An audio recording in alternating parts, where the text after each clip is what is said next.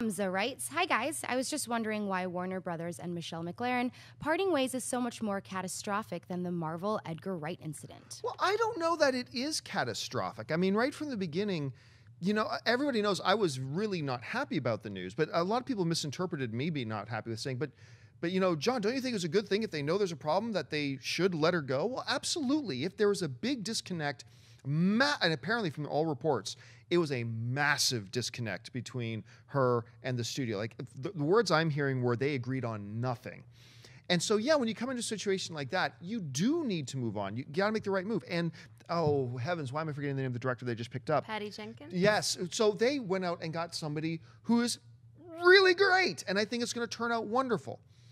The problem I had, and here's the big difference, with the Edgar Wright situation with Marvel, that was a situation that evolved over the course of about 5 years. Like, Marvel loved Edgar Wright's idea for Ant-Man, but the problem is, after years pass and years pass and years pass and years pass, the Marvel Cinematic Universe evolved to the point where that Ant-Man that Edgar Wright had doesn't fit in anymore with this Marvel Cinematic Universe.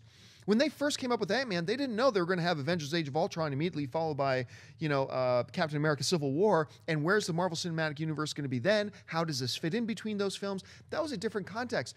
And it just was a fact that that movie that Edgar Wright wanted to make no longer fit with the Marvel Cinematic Universe. And after the period of 5 years, they went their separate ways. With this situation, though, they just brought this director on 5 months ago. And the big question I have, the red flag for me is, what are the people at Warner Brothers doing? Like, how bad are you at your job?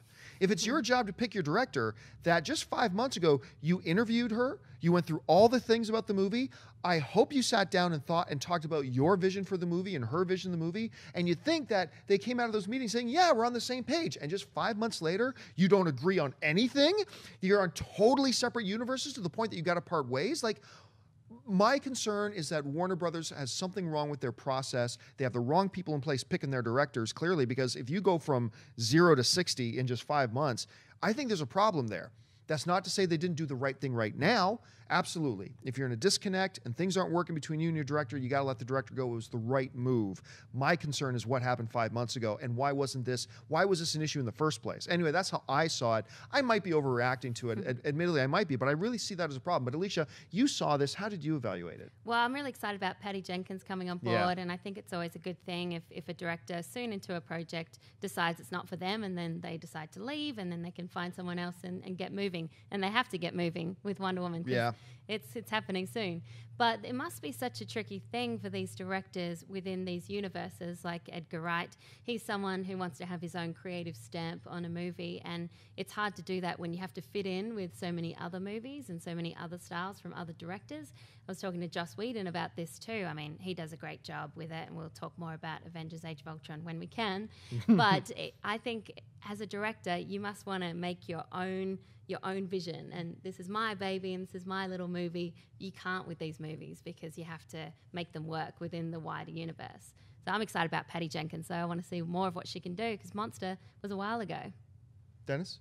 Yeah, I also wouldn't call it catastrophic either because we have to remember most of the general audience doesn't know or even care who's directing the movie. So, you know, while I love Michelle MacLaren and Edgar Wright, most of the fans are like, they just want to see the movie. Yeah. So I don't think that's a big deal. And then also with Marvel, like you said, with the process being much longer with Ant-Man, so that's more understandable if they decide to split ways. Yeah, that was a situation where it was nobody's fault. Yeah.